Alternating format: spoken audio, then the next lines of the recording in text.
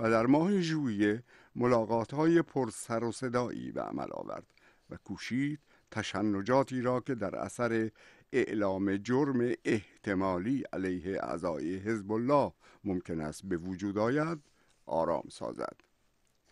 محمد بازی، کارشناس خاورمیانه در شورای روابط جهانی میگوید سعودی‌ها به رغم رقابت‌های شیعه و سنی با سوریه اکنون می‌اندیشند که حضور سوریه در لبنان کلید ثبات در لبنان بوده است.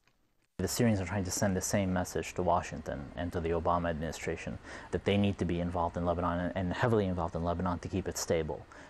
بازی میگوید سوری‌ها کوشش دارند همین پیام را به واشنگتن و دولت اوباما نیز ارسال دارند که لازم است در امور لبنان به شدت مداخله داشته باشند تا ثبات لبنان را حفظ کنند و به نظر می رسد توانستند حمایت جهان عرب را برای این منظور از طریق اتحادیه سعودی ها دریافت کرده باشند.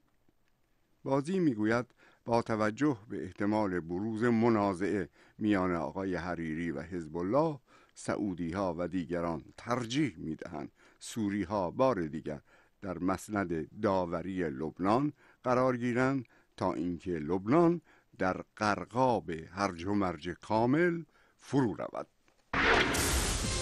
این برنامه رادیویی بخش فارسی صدای آمریکاست که از شهر واشنگتن تقدیم شما می شود.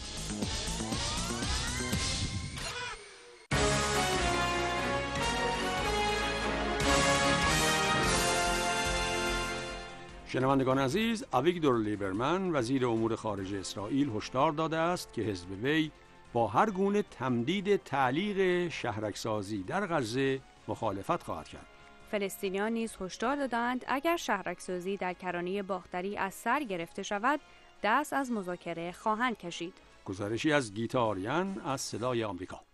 در اولین جلسه کابینه پس از بازگشت از نشست با محمود عباس رهبر فلسطینیان در واشنگتن، نخست وزیر اسرائیل اظهار داشته باید از تجربه گفتگوهای 17 سال گذشته درس